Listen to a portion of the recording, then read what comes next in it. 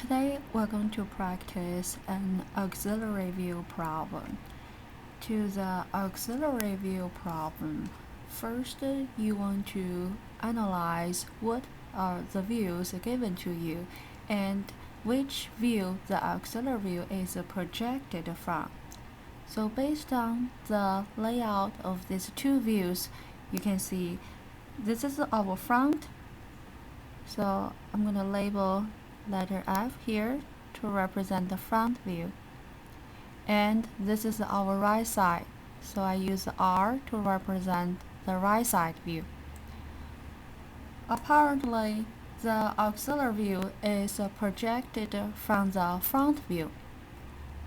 Next, you're going to look for the inclined edge from the front view. Based on the inclined edge, to look for the corresponding inclined surface in the right side view. So, measure the height of the inclined edge from the front view. Projected to the right side, we can see this surface. If I label it as a surface A here, surface A is our inclined surface, which we want to show it as a true size surface in the auxiliary view. After we identify the inclined surface in the right side view, next we can label each corner of the inclined surface by number. So here's number 1, number 2, number 3, number 4, number 5, and number 6. After you labeled each corner, next we're going to, based on this number, transfer them back to the inclined edge to continue to label these numbers on the inclined edge. For example, starting from number 1 and 2, when we project it back to the front view, we can see 1 and 2 overlap here at this corner. 5 and 6 projected back to the front view, we can see 5 and 6 overlapped here. 3 and 4 projected back to the inclined edge, we can see 3 and 4 overlapped here. After we find all these numbers on the inclined edge, next we're going to draw the folding plane line. The folding plane line, it is a line used to separate from the front view to the auxiliary view. And we can also get the same folding plane line between the front view and the right side view. So in the auxiliary view, this folding plane line, we can, based on the inclined edge from the front view, and to along this area, as long as you see a line, it is parallel to your inclined surface edge, and we can draw a line, a very light line, to define it as our folding plane line. The folding plane line between front and the right side, that is a line used to separate front from the right side. So it will be a vertical line. This vertical line, we're going to shift it to the front face of the right side and to mark it right here.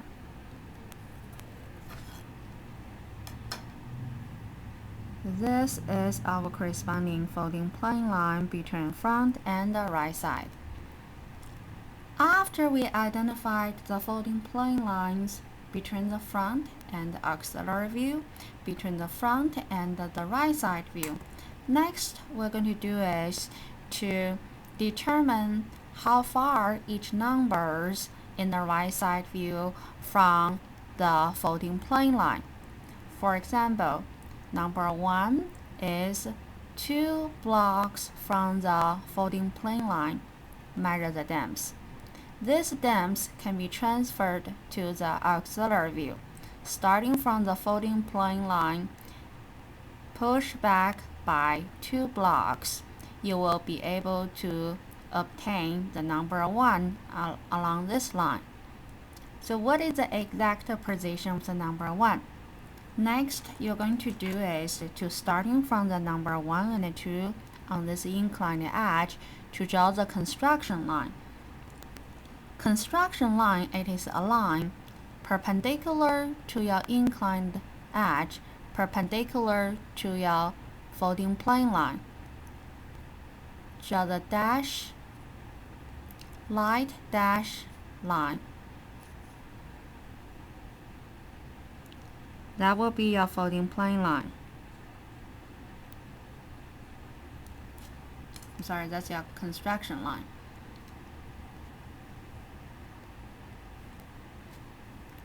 And then, starting from this construction line, we can see number 1 and 2 must be on this construction line.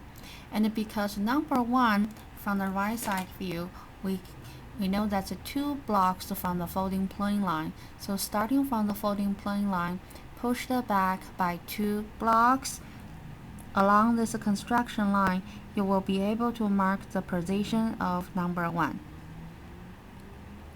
And then let's continue to see number 2 in the right side view. Number 2 is 2 blocks from the number 1. Along this construction line, starting from number 1, push back by 2 units, you will be able to obtain number 2. Let's continue to take a look at the 5 and 6. Starting from the 5 and 6, draw the construction line. This is a line perpendicular to your folding plane line, perpendicular to your inclined edge. So 5 and 6 must be on this construction line. The exact position can be obtained by taking a look at 5 and 6 in the right side view. In the right side view, number 5 is on the folding plane line. And in the auxiliary view, here is our folding plane line. So folding plane line intersect with the construction line. This intersection marks the position of number 5. Continue to take a look at the number 6. Number 6 is 2 blocks from the number 5. Starting from the number 5, push back by 2 units. You will be able to obtain number 6. Let's continue to take a look at the number 3 and 4. From 3 and 4, to draw the construction line.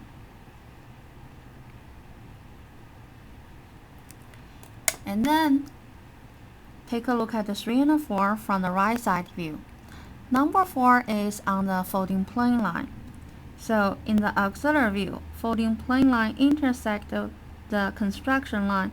The intersection marked the position of number 4.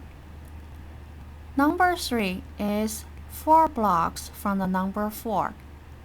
Starting from the number 4 along the construction line, check 1, 2, 3, 4 blocks.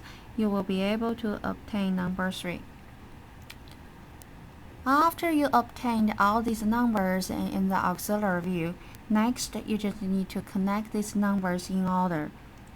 1 to 2, 2 to 3, 3 to 4, 4 to 5, 5 to 6, 6 back to 1.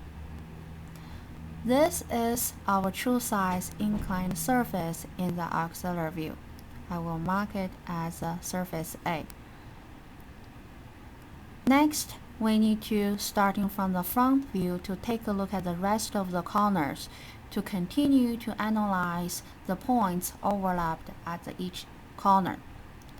Starting from the top left corner, we need to see how many points overlapped at this corner. This corner, if you take a look at the corner on the right side, you see number 1 and 2. This top horizontal line, as you see from the front view, and a horizontal line you see from the right side view, tells you it is a normal surface. And this normal surface in the auxiliary view, it should show as a foreshortened surface. So demonstrate at this corner, we have 2 points. These 2 points, when you project it to the right side, one overlapped with the number 1, the other one overlapped with the number 2. And when you, starting from this corner, draw the construction line,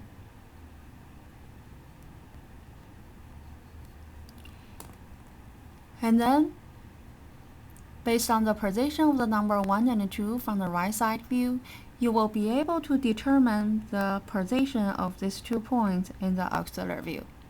And these 2 points are connecting to number 1 and number 2 to form the surface. Let's continue to analyze this corner point. This corner, how many points overlapped at this corner? Let's take a look at the 5 and 6. Apparently, at this corner, we have 2 points. These 2 points are connecting to 5 and 6 to form a surface in the auxiliary view. Because in the front and the right side, you always see it as a horizontal line, so which demonstrate this is a normal surface.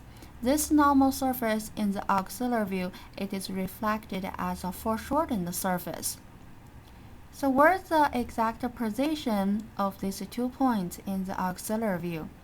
When you project it to the right side, you can see 1 point overlapped with the number 5 at this location.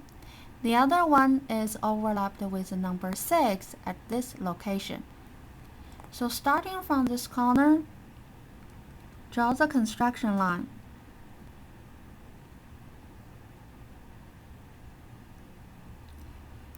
And then, based on the position of number 5 and number 6 in the right side view, we will be able to mark the position of these 2 points in the auxiliary view on this construction line. So on this construction lines, 1 point should be on the folding plane line. The other one is pushed 2 blocks back. And these 2 points are connected, continue connect to number 5 and 6 to form the surface. And this surface is visible.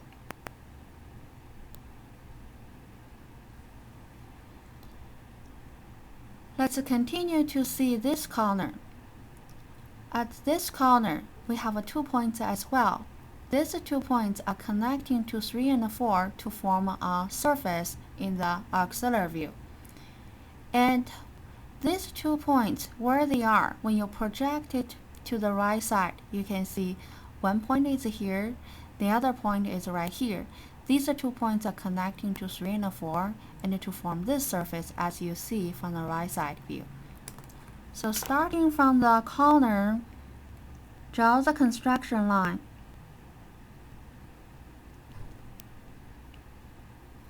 And then, based on the 2 points you see from the right side view, to determine the position of these 2 points in the auxiliary view. These 2 points are connecting to number 3 and 4 to form the surface. So this is the surface you see in the auxiliary view. Okay, so we analyzed these, this, all these corners. So the only one left is right here. How many points overlap at this corner and where they are? From this corner, you can project it to the right side. When you project it to the right side, you can see 1 point is here and the other one is right there. And this surface is actually a bottom surface in the auxiliary view, and it is extending all the way from the front face to the back face. So starting from the corner to draw the construction line. And then based on the construction line to determine the position of these 2 points. And make sure you understand when you connect these 2 points, this is a line is blocked by the surfaces in front of it. So you need to show it as a hidden line. So far, we finished the auxiliary view. As you can see, all of the numbers and all of the corner points are labeled on the auxiliary view, and all of the points are connected to form the lines, and all of the lines are connected to form the surfaces. If you want to see the 3D model, next I'm going to show you the 3D model to give you the idea what it looks like. So here is the 3D model. This is a surface right in front, and this is a surface on the top pushed back, and here is our inclined surface. And when you want to present this inclined surface in the auxiliary view, you can see the other surfaces become foreshortened. So this is the one you see right here in the auxiliary view. And this surface, it is the one you see right here in the auxiliary view. And this surface is the one you see right here. The hidden line is coming from the bottom corner right here.